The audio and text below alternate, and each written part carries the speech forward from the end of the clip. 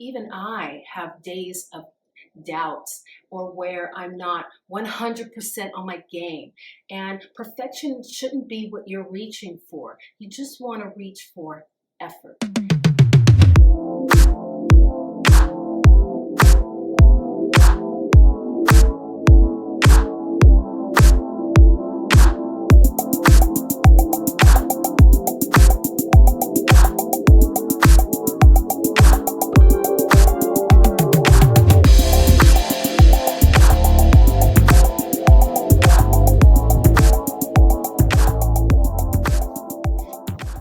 Welcome to my channel. You are watching The Real Manifestation Talk with your girl Dina Haynes, where I break down Abraham Hicks and Neville Goddard manifesting techniques for the average person like you. Today, I'm going to be talking about what to do when you are racked with doubt, when you have tried and tried again, and those doubtful thoughts just keep seeping into your brain.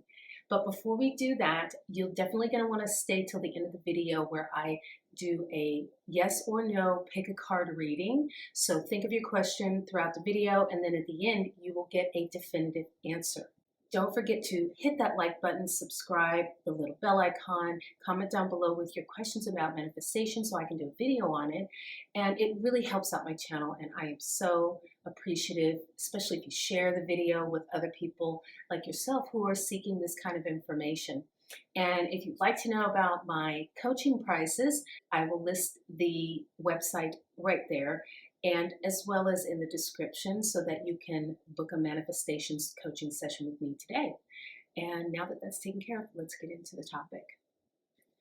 So typically when you are racked with doubt, it's because you're rehashing the old stories of whatever the situation is. So usually it's you're desiring a new situation, and when you're going into a new situation from an old, there's always this history that can get in the way if you allow it, right? So it should be comforting to know that you are in control. You don't have to keep going through those thoughts.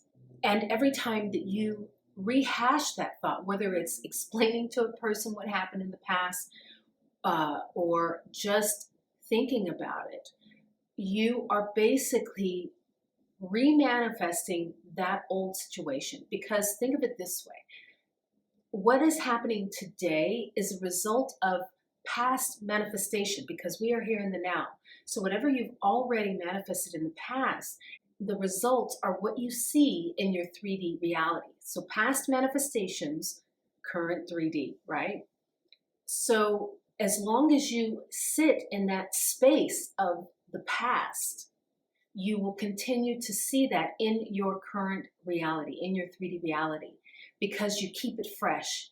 As long as you keep that old story fresh in your mind and in the things that you talk to people about, then you keep it in your current reality and you keep your new manifestations from coming in regarding that topic. So what you want to do is, number one, stop talking about the old story.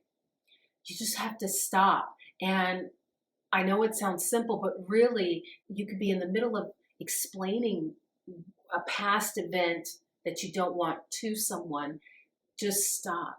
Just stop yourself and don't care about the weird looks you might get. I've done this myself where I've been in the middle of telling an old story, and I've just stopped, and people don't really notice, or you just find a way to segue out of it. But stop yourself in your tracks. It is something that you have to practice. It takes practice. But I think the hardest thing for a lot of you out there is to stop thinking about the past. Now, if this is about a specific person, this is just the easiest example to use. But when you keep thinking about the past in regard to your specific person, you're manifesting them to take you back, or to maybe even be different. Maybe you're manifesting them into a 2.0 version of themselves. Then you have to get that old story out of your brain. You can do that just by actively stopping the thoughts, becoming aware of the thoughts as you have them, and stopping them in their tracks. Now, not everyone is going to be able to do that. It's really difficult sometimes, or for some people. So, what you'll want to do then is to stop thinking about that person and go general with your manifestation. Now, I know this seems like the last thing you want to do. You're going to feel like if you pull your attention away from manifesting about the specific person, that means that person's not going to come. But the truth is it could not be further from the truth. The more you think about this person with this old story playing in your mindset, the further away you push your manifestation of that person.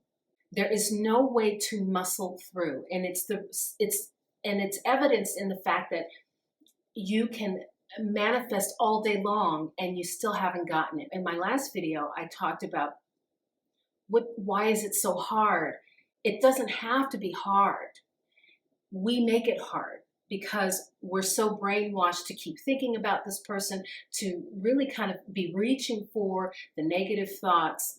We're conditioned, that's all it is. So if we are conditioned to think about the past constantly or to settle on these negative thoughts, then you can train yourself out of it. So when it comes to doubt, what you want to do is pull back. You could either focus on a completely different manifestation that feels better to you. You could do affirmations about another topic. You could work on your self-worth. And I want you to stay tuned because next week I am working on doing an affirmation video where it's just affirmations. Put this on and maybe put it on repeat, or just put it on as you're drifting off to sleep and listen to it. I'm going to infuse your mind with customized affirmations that I just made up from scratch. And I got to tell you guys, as I was writing them, I felt amazing. I wrote them this morning, and I think I'm still working on it, but I wrote like a bunch of them today, and already my day has just been fantastic. Even people like me, I've been manifesting for a while now. Even I have days of doubts or where I'm not 100% on my game. And perfection shouldn't be what you're reaching for. You just want to reach for effort, because your inner being will carry you the rest of the way. You just have to make some effort. That is all. You don't have to be perfect at it. Perfection is impossible, but you can move forward. So now's the time in the video where I'm going to answer your burning question, yes or no, pick a card, tarot, angel card reading. So let's get to it. Okay. So today I am using the Wisdom of the Hidden Realms guidebook by Colette Baron Reed. And let's shuffle.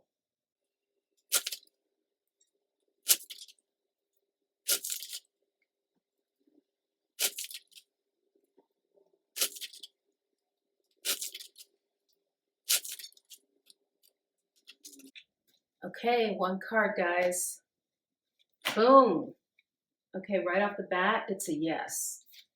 This is the Lady of the Gift, generosity, receiving, and withholding. Here's a close-up of the card.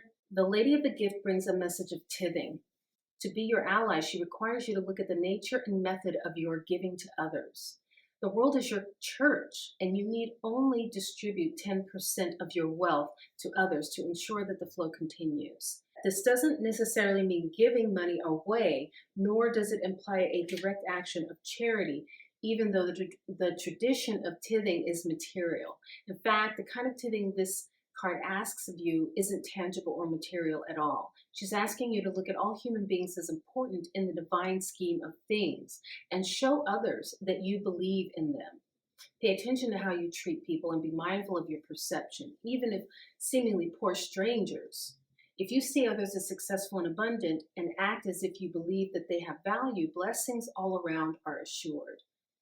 Your belief in others has greater value than you could fathom. This alone guarantees your success long term. Remember that you can only keep what you're willing to give. So this is definitely, it's a yes. And it's saying that when you give, that having a generous nature always comes back around. That's karma. It's going to come back around and be good for all people involved. So this feels like a good thing to do. It feels like when you go forward with this, you're going to be healing or helping more people than just the person you're helping. And so it sounds like a definite yay. And sometimes I know I feel best when I'm giving to others.